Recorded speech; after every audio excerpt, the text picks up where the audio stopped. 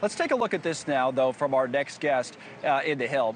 This is interesting, as she writes and has done some polling to back this up, that all of what's happening here is helping Trump. It lets him play the role of a political martyr. It's the Democratic pollster Carly Cooperman who joins us right now. Carly's CEO and partner at Schoen Cooperman Research, working with Doug Schoen over there. It's great to have you on the show, Carly. Tell us what you guys found in this in your work. Thanks for having me. You know what we found largely that voters are not impacted significantly by what's happening right now and by Donald Trump being on trial. There's 47% in our polling say that the indictments against Donald Trump are legally sound, and another 48% say that Donald Trump did something wrong and should be prosecuted.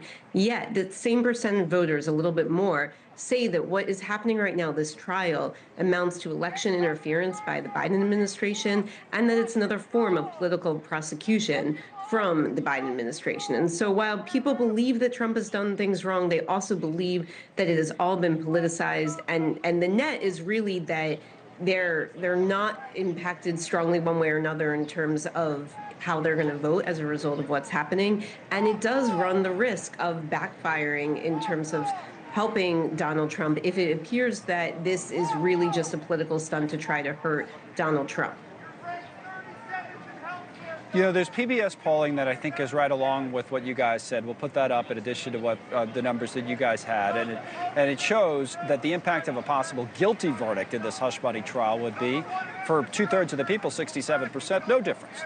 17% say they'd be less likely to vote for him. 15% say they'd be more likely to vote for him. So it is kind of a glass half empty, glass half full type of thing, though, isn't it, though, to some extent, Carly? Because even though, you know, 17% say they're less likely to vote for him, sounds like a small number, it doesn't take much in some of these swing states. So, I mean, how does that work into it? The margins don't have to be big for it to be impactful.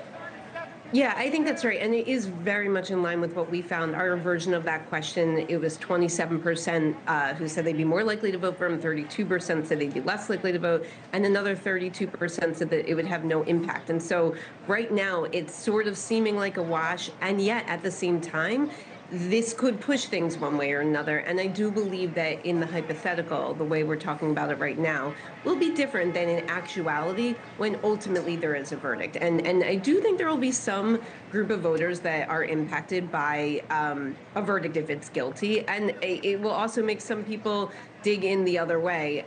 In swing states, you know, you're looking at moderate voters, you're looking at independent voters, and these are people who are largely unhappy with both Donald Trump and Joe Biden, and something like this is possible that it could push them to, you know, say they feel even more, a little bit more negative about Trump than Biden. But it's one of many factors that's going to be playing out as we go this fall. You know, Quinnipiac ran the numbers on the independents as well. We have those, we'll put them up, and it just makes that larger point. And to me, some of these are probably the Haley voters. We've been wondering, hey, where does this Haley vote go? You could see, I've spoken to some people, seen others interviewed. You see 23% of independents be less likely to vote for Trump. That those are the persuadables out there. I mean, I don't know. It's funny to me, like, just because he's found guilty here, you kind of know what he's been accused of. You know what he's been accused of in some of these other cases that people see as far more serious than this, especially the January 6th case, that it would change your mind. But 23% said it would, and that might be enough. Yeah, look, I mean, Nikki Haley also threw her support to Donald Trump recently, and so, you know, that might make a push to help. But at the same time, I think what we're calling the Haley voters are people who are, you know, somewhere between independent and maybe right-leaning, but they're definitely not Trump supporters. And we do see that this pocket of voters are people who care about protecting democracy and don't like what they feel Donald Trump has done as it relates to January 6th. And so I think as this goes on, especially as we approach November, this is something that's going to factor into voters' minds. Thanks so much for watching. Just go to joinnn.com to find NewsNation on your television provider. And don't forget to click the red subscribe button below to get more of NewsNation's fact-driven, unbiased coverage.